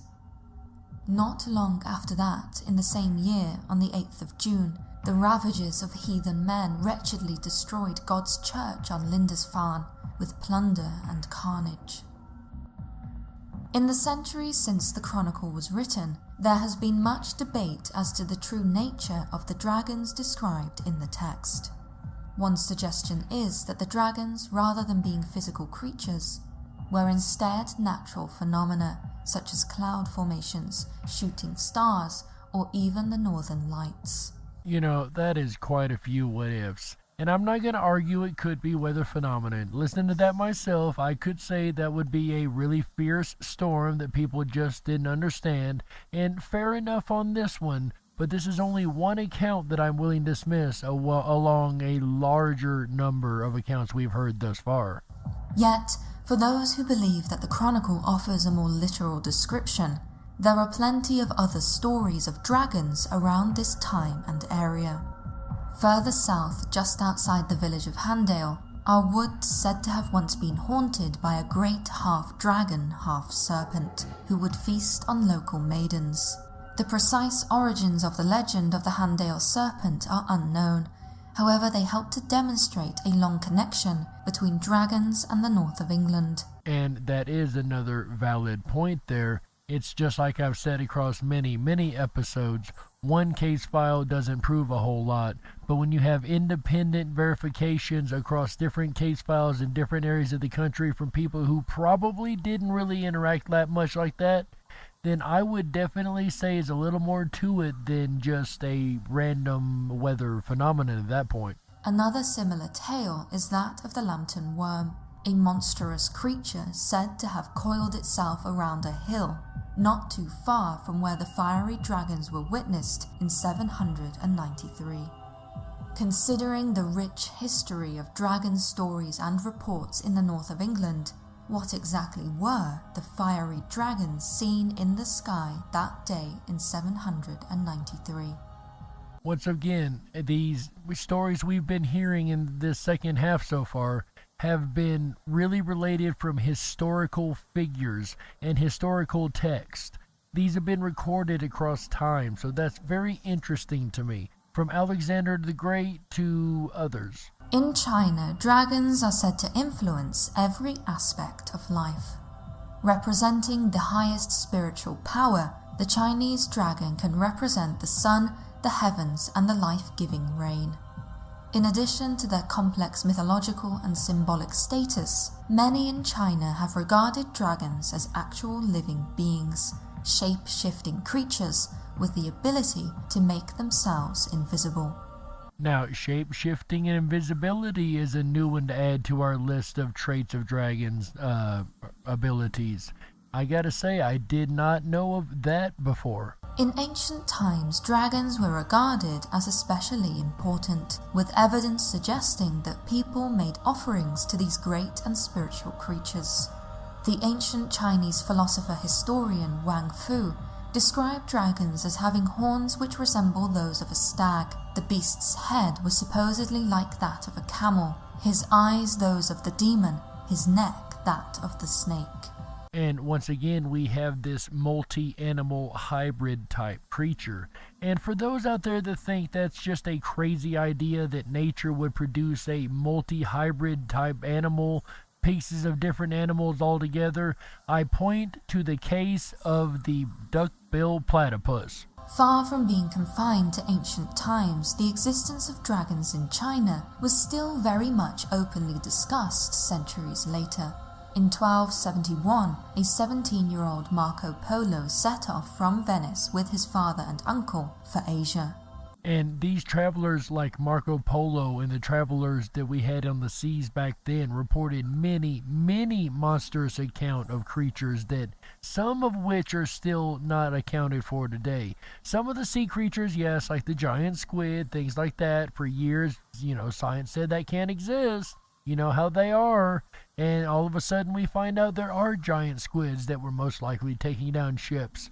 So I would look to these older reports of these older travelers and seafarers before I would a lot of other reports. Because I think they were actually reporting what they were seeing at the time. And a lot of them may have been reporting creatures that were even today still considered cryptids. It was during his travels over the next few years that Marco Polo supposedly encountered Oriental dragons. Discussing his adventures years later in his book, The Travels of Marco Polo, Polo describes arriving in the province of Karajan, where great serpents of such vast size were said to live. Relating the existence of these great serpents from what seems to be personal experience, Polo states that the creatures strike fear into those who see them, for they are not only hideous to behold, but also long and big. And we know the Asian and Chinese dragons are differently shaped. They don't have the wings. They usually don't walk on the ground as much. Those are usually very serpentine type creature that flies through the air with no really known motion of propellant, and is long, is again serpentine-like, very long and big creature. So that does fit the Asian dragon style. You may be assured that some of them are 10 paces in length. Some are more and some less. They have 2 forelegs near the head, but for foot nothing but a claw, like the claw of a hawk or that of a lion. The head is very big, and the eyes are bigger than a great loaf of bread. Again, this is a very consistent explanation with the Asian dragon lore. The mouth is large enough to swallow a man whole, and is garnished with great teeth. According to Polo's interactions with local merchants, the gall of these great serpents was extremely valuable as a precious medicine. As such, many huntsmen were known to seek out these fearsome beasts, hunting them at night when they emerged from their underground lairs. Despite Polo's accounts having been previously criticized for being overly fanciful and possibly fraudulent, modern studies have revealed that his travels are remarkably accurate. Details such as currencies used, salt productions and revenues have proven to be not only accurate but unique to Polo, with such detailed descriptions not being found in other non-Chinese sources from the time. So with such accuracy, we can either say he was accurate enough to describe what he had seen, or we can say that that's the only fictional thing that he threw into his entire stories and all of his information. I just don't see a reason to throw it in there. Yeah, arguably he is writing a book, so it could be for selling a book, but come on.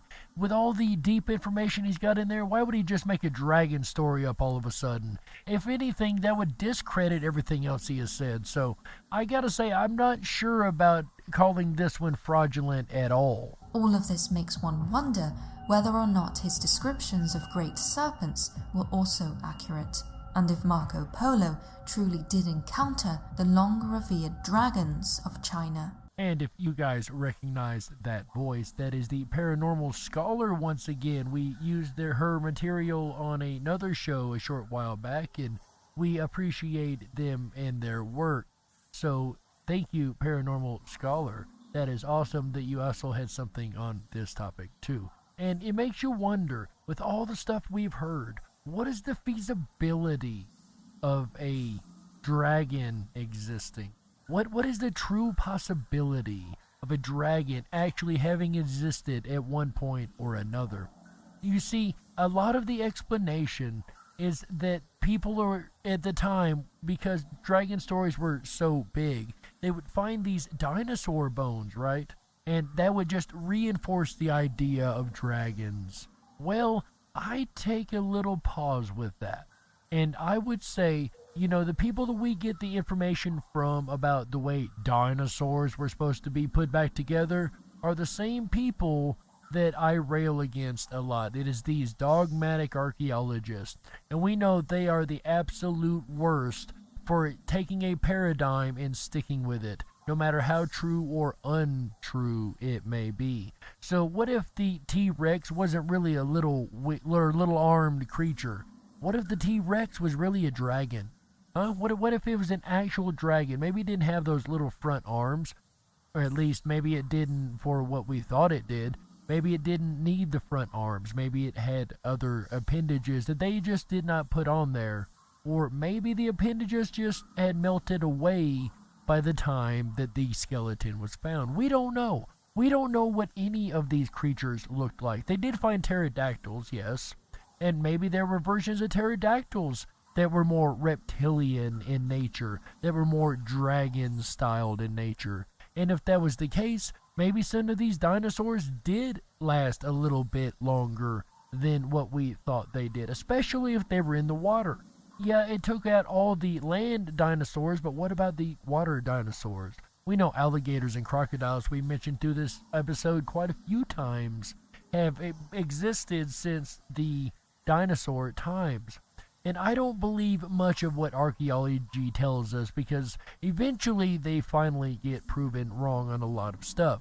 They can't even explain to you the pyramid, how it was built, and many other things we've covered on this channel and on this show. So, we can't help but wonder, what if the same thing goes for dinosaurs? We only know dinosaurs as we're told.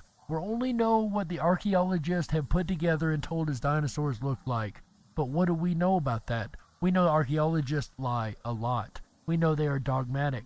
We know that if they did find dragons and they didn't have it in their paradigm, they would make sure that didn't get out. So I have a big problem with believing that all the dinosaurs we see, especially in museums, are the actual real deal way that they actually looked. That's only how they thought they should be put back together.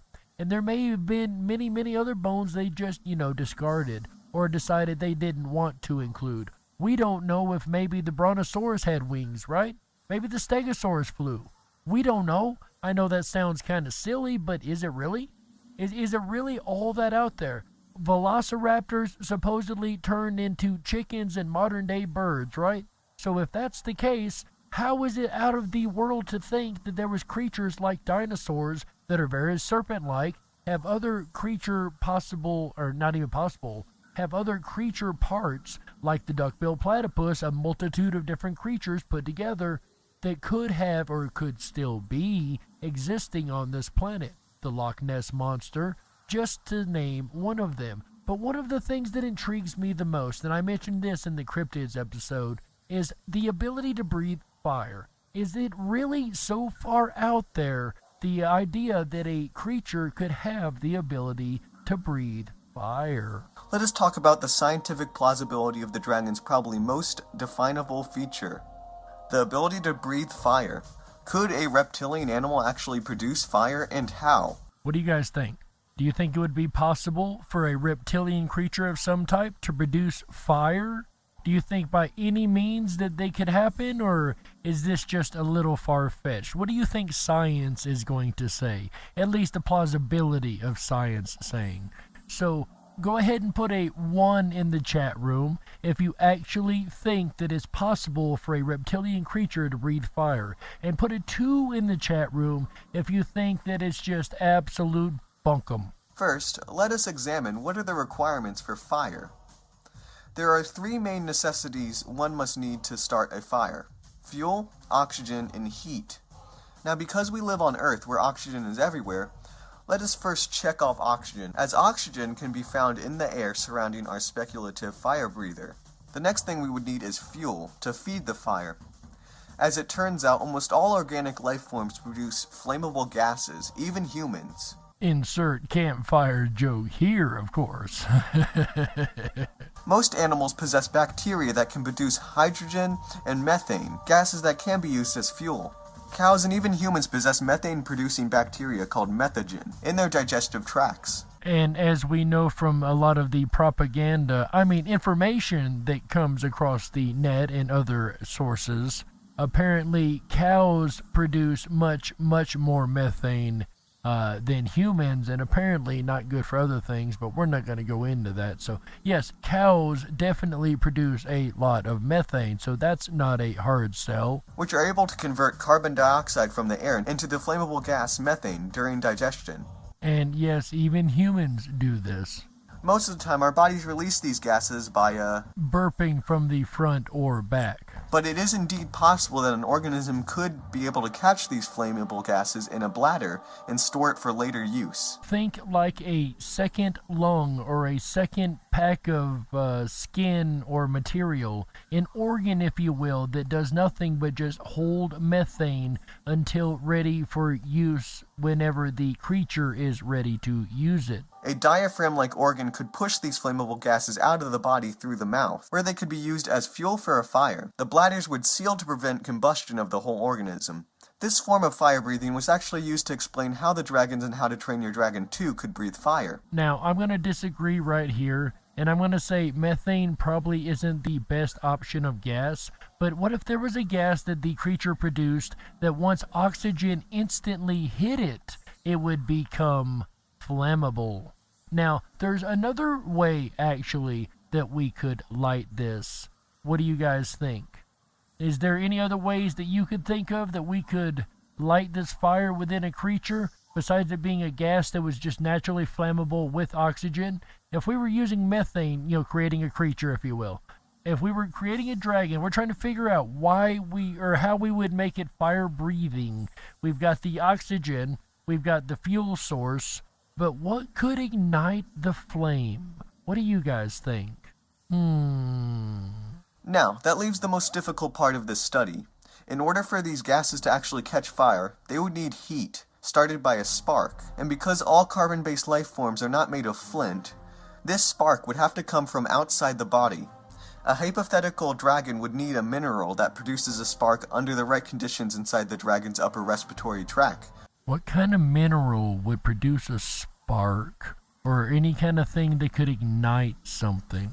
To ignite the gas. Now, there is one mineral that is found in nature capable of producing a spark, a piezoelectric crystal. These crystals produce an electric spark when placed under the right mechanical stress, meaning when you squeeze it, you get a spark. An organism could obtain these crystals by swallowing them and keeping them in the back of the throat. So it looks like we may have covered all 3 necessities in order to get fire from a creature. Where upon releasing the flammable gas, specialized organs squeeze the crystal to create a spark, and thus igniting our flame. Okay, so we have proven that it is feasibly possible for a creature to have the ability to breathe fire. But a lot of you might be saying, what about animals swallowing crystals? How likely is that to actually happen? Not all animals. What animals eat rocks? Actually, there's something about animals you might not know. Now I know what you're saying. Trey, there's no animals that swallow minerals or rocks and keep them inside their bodies for extended periods of time. And that is where you are wrong. This is a gastrolith. A gastrolith is a small stone swallowed by a bird, reptile, seal, or fish. These stones can be used for a few purposes. To aid in digestion by grinding up food, such as in some herbivorous birds and reptiles, and for buoyancy, such as in some crocodiles and prehistoric aquatic reptiles. Gastroliths have been observed in many dinosaurs, such as sauropods, and even in some theropod dinosaurs, such as modern birds. Gastroliths are basically inorganic minerals some organisms rely on for survival. So, as you see, that's not even a far out or wild concept in the animal kingdom. It's actually a pretty normal concept. So, if cows started eating crystals or swallowed a crystal and had the right ability for the throat to crunch it the right way, when it belched methane, it could actually breathe fire. Could you imagine a fire-breathing cow? That's actually not as out there now as it seems, is it? It actually seems like it'd be a normal thing, right? It very well may become one. We don't know. But what do you guys think? It's been a long night. We've talked about a lot. In the first half, we heard about how every culture in almost the entire world has some story about dragons. Then in the second half, we turned around and we talked about the possibility that they may have been or may still be a real creature. But what do you guys think? Do you think maybe it could be a real creature? Do you think maybe it could have been a real creature? Maybe it's just a creature that we didn't understand. Maybe it is just dinosaurs that people mistook for something else. Or maybe, just maybe, the eyewitness accounts were spot on. Or maybe they were just to sell books and get fame. In the end, ladies and gentlemen, you be the judge. We got to close it out. That's right. That's it for another episode of the Dark Wolf's Den Show. Dare I say a gigantically dragon-sized episode. Ha ha! Anyways, ladies and gentlemen, I hope you have enjoyed yet another amazing week here on Ripon Common Sense Radio. And don't you worry, the den may be closing, but the weekend fun has only just begun. Make sure you come back 7 p.m. Pacific, 10/9 Central, Thursday through Sunday for the Ripon Rabbit Hole live show, starring our buddy AJ the Ripon Rabbit. That's right. This week he's going to be talking, you know guys, I happen to be overhearing him over there, and I happen to know that he's going to be talking Thursday about trees of life. What is the tree of life? What does it actually mean? Where does it come from? And what could it mean to us? Friday, he'll be talking about false flags. How many have been happening over the years, and how many were caught by the government? And how many going forward should we look for? What kind of evidences are on our side? That'll be on Friday, false flags. Then Saturday, he'll be talking about sideshows. What kind of circus sideshows are there, and why do they exist at all? Is it just a publicity stunt, or is it something that's more freaky in nature? Speaking of publicity stunts, Sunday he will be talking about just that. Publicity stunts put on by so many celebrities and famous people. Should we fall for them? Is it just another way to trick us into using their products? We'll talk about that. Well, AJ will talk about that on Sunday. Then we have a very, very special extension of the weekend this coming weekend. For those that are here Sunday night, stick around just a couple hours after the show. And at 3 a.m. Pacific, we will be doing a very, very special broadcast. AJ and myself will be hosting. It is a VIP sign up, RSVP required at riponrabbithole.com. This is going to be David Blaine, ladies and gentlemen. David Blaine is going to be doing a stunt for the first time in 10 years. This will be a multi-hour program that is also based on weather, so make sure you sign up over at the riponrabbithole.com. That is RIPON RABBITHOLE.com/David-Blaine. And go ahead and RSVP so we can make sure we have enough room for you guys to hang out with us that night and enjoy the special program that we have coming up for that evening, or that early morning. So we're going to be extending the weekend this weekend, guys. I hope everybody is ready for an amazing time. Ladies and gentlemen, my name is Jerry Hicks, also known as the Dark Wolf. And on behalf of AJ the Ripon Rabbit and everybody involved here in Ripon Common Sense Radio, we thank you for being here. And remember always, stay awake, but dare to dream. Bye, everybody. Oh,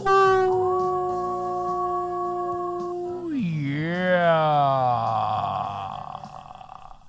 Now that howl officially means your weekend has begun. Top hats off, Jerry. Another fantastic episode of the Dark Wolf's Den Show. Jerry's here every Wednesday night, bringing you a wild variety of paranormal radio, just like you've heard. My top hat's off to your 15th episode, sir, being under your belt. Amazing. We're here every Wednesday, Thursday, Friday, Saturday, and Sunday night as our weekends kick off with Jerry here on Wednesday nights on the very best of Common Sense Radio, the Ripon Rabbit Hole. I'll be back again tomorrow night, Thursday, August 27th, for a look at Trees of Life, the fascinating world of the trees of life. Were there once trees so tall that they reached the heavens? Tune in tomorrow night, Thursday, August 27th, starting at 7 p.m. Pacific, 10/9 Central, and find out. Then Friday night, false flags. We look closely at false flags. What are they? What do they mean? And can you spot the false flags when they occur? We'll find out Friday night, August 28th, starting at 7 p.m. Pacific, 10/9 Central. All shows begin at 7 p.m. Pacific, 10/9 Central. Saturday, August 29th, no exception. We're going to look at Sideshow, Freaks, Geeks, Punks, and the Sideshow Circus. Is the lost entertainment acceptable in today's modern day politically correct world? I'm not so certain. Either way, we're going to explore the rabbit hole of Sideshow. Saturday, August 29th. Then Sunday, August 30th. Publicity stunts. How to capture the world's imagination with clever publicity. In the past, what has worked? What does work today? What doesn't? The results may shock you. But the weekend doesn't end there, folks, as it's an extended weekend. As an exclusive special event here on the Ripon Rabbit Hole will begin just moments after we end Sunday night at 3 a.m. Monday morning. Join us for the David Blaine Ascension Live Watch Party. Now, RSVP is required. There's a link now in the chat room where you have to register for the event.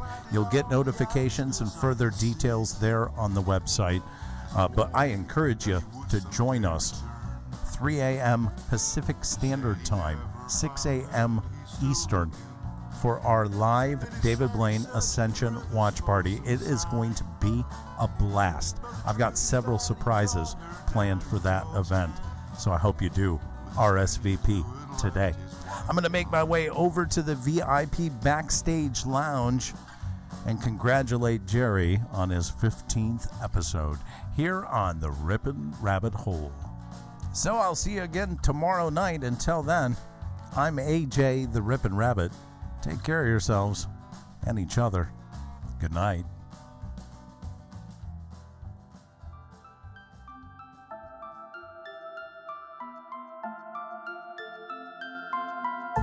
Unlocked and into the dark. Some things are better left unknown. And I'll never find you here, 'cause no one's ever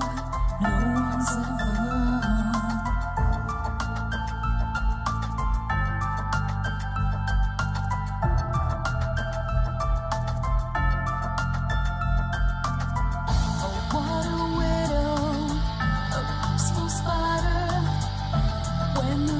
glasses queen, she's a sneaky hider. Hide the lies and the alibis. Oh, what a sinner is it in her?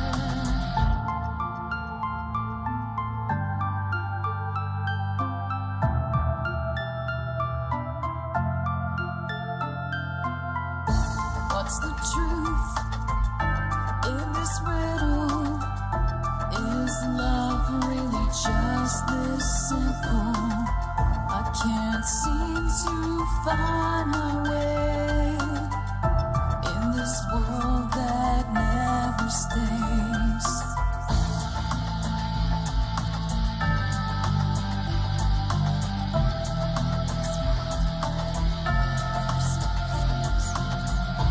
What a widow, a peaceful spider. When the glass is clean, she's a sneaky hider. Hide the lies and the alibis. What a sinner is it in her?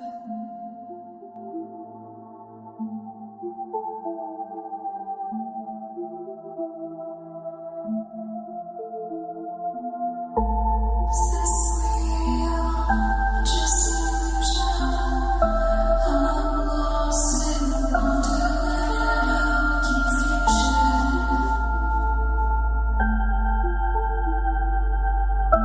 I'm lost in wonderland of confusion. Is this real or just illusion? Manifestation or a dark delusion? Is this real or just illusion? I'm lost in a wonderland of confusion.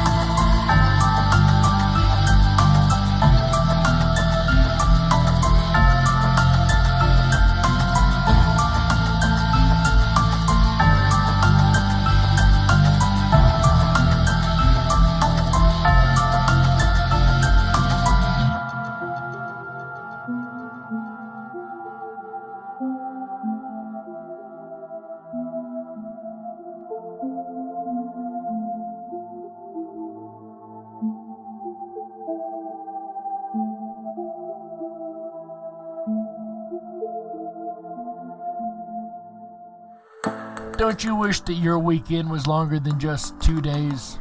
Well, if so, then you're in luck, because here on Ripon Common Sense Radio, our weekend begins on Wednesday. Yes, you heard that right. Our weekend kicks off every Wednesday at 7 p.m. Pacific, 10/9 Central, with Dark Wolf's Den, starring yours truly, Jerry the Dark Wolf. But that's where the fun has only just begun.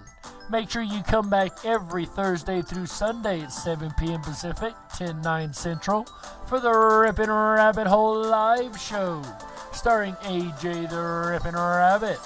He dives into the archives of vocal legend Art Bell and brings those stories up to date. So make sure that you spend your extended weekends with the Animals Radio, Jerry the Dark Wolf, and AJ the Ripon Rabbit, starting at 7 p.m. Pacific, 10/9 Central, every Wednesday through Sunday, right here on Ripon Common Sense Radio.